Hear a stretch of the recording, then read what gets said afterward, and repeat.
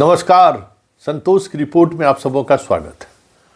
और आज हम संतोष की रिपोर्ट में बात प्रशांत किशोर को लेकर बीजेपी जिस तरीके से असहज महसूस कर रही है, ऐसे में अब चर्चाएं गांव-गांव तक होने लगी है। क्या वाकई में प्रशांत किशोर बीजेपी की बी टीम है? जी हाँ, जिस तरीके से नीरज लगातार प्रशांत किशोर पर हमला बोल रहे हैं और उस हमले के जवाब में प्रशांत किशोर जिस तरीके से चुप्पी साधे हुए हैं, ऐसे में बीजेपी की चुप्पी भी जदयू कार्यकर्ता और जदयू के समर्थकों को थोड़ा असहज तो जरूर कर दिया है। आज एक जदयू के बड़े कार्यकर्ताओं नेता कहिए उससे संयोग से वो मिलने आए थे, बातचीत हुई, तो उस बातचीत से मुझे यही महसूस हुआ कि अब ये गांव-गांव में चर्चा होना शुरू हो गया है कि प्रशांत किशोर को बीजेपी ही फंडिंग कर रही है। क्योंकि उन्होंने हमें यही बताया कि सर जानते हैं, देखे हैं नीरज जी जितना सवाल कर रहे हैं, बीजेपी का एक भी प्रवक्ता कोई जवाब दे रहा है। 4 जगह एनडीए का भी प्रेस कॉन्फ्रेंस हुआ है पिछले 3 दिन में।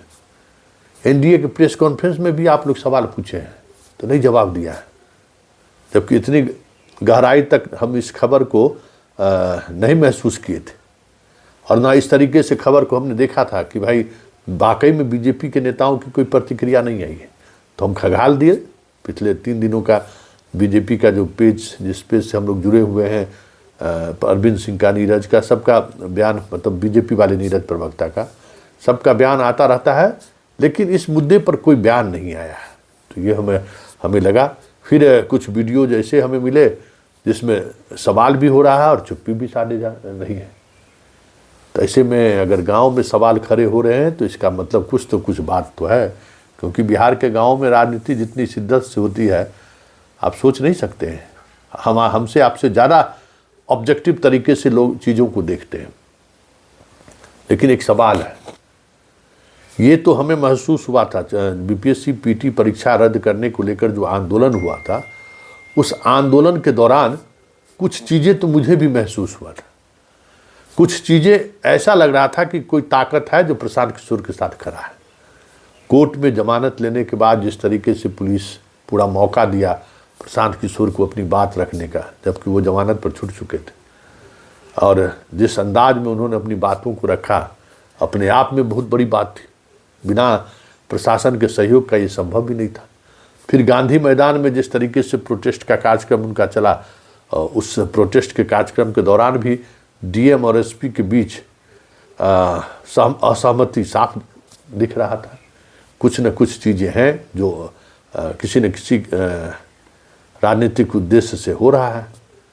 उस वक्त थोड़ा मुझे लगा था कि प्रशांत किशोर को लेकर बीजेपी की तरफ से तो नहीं कुछ सहयोग मिल रहा है, प्रशासन बीजेपी के इशारों पर तो नहीं काम कर रही है। लेकिन बात आई गई, लेकिन जब से नीरज ने सवाल किया है उसके इकोनॉमिक ऑफेंस को लेकर, उसके इकोनॉमिक्स गतिविधियों को लेकर, तब से ये देखा जा रहा है कि बीजेपी चुप्पी साधे हुए है।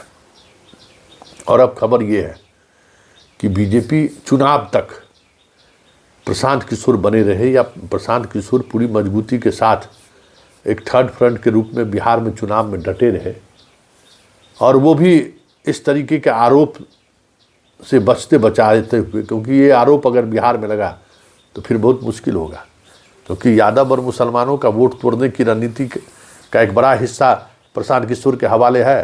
लेकिन ये बातें अगर एक्सपोज हो गई तो फिर बहुत मुश्किल होगा।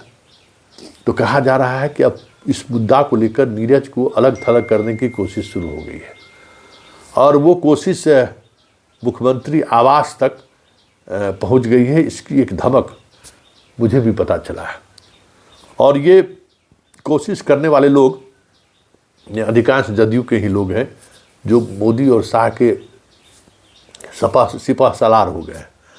नीतीश के तो सिपह सलार हैं ही, लेकिन अब नीतीश से ज़्यादा कहीं इन लोगों के प्रति जो है सो वो जिम्मेवार हो गए हैं।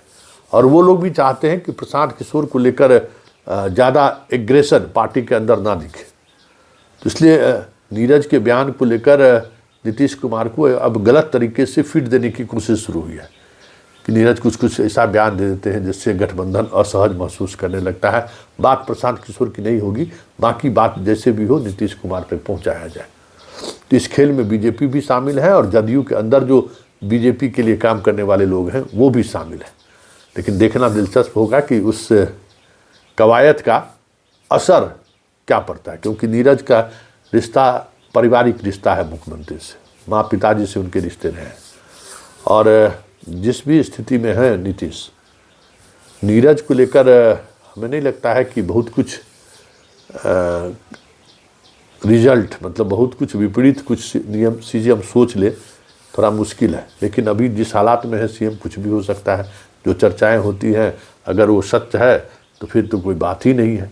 लेकिन एक बात तो है कि नीरज जिस अंदाज में चीज़ों को उठाना शुरू किए हैं और जिस स्तर पर ये बात अपनी रख रहे हैं, गांव गांव तो संदेश जाना शुरू हो गया है।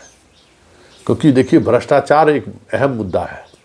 भले आज के पॉलिटिशियन भ्रष्टाचार के मुद्दों को लेकर थोड़ी खामोशी बरतते हैं, उसको नैरेटिव बनाने की कोशिश से बचते रहते हैं। चाहे मोदी हो, चाहे योगी हो, कोई भी हो, कोशिश होती है कि सिर्फ चर्चा हो जाए। दिल्ली चुनाव में भी तो चर्चा हुई तो उसका नुकसान केजरीवाल को उठाना पड़ा, लेकिन चर्चा तक सीमित रहे।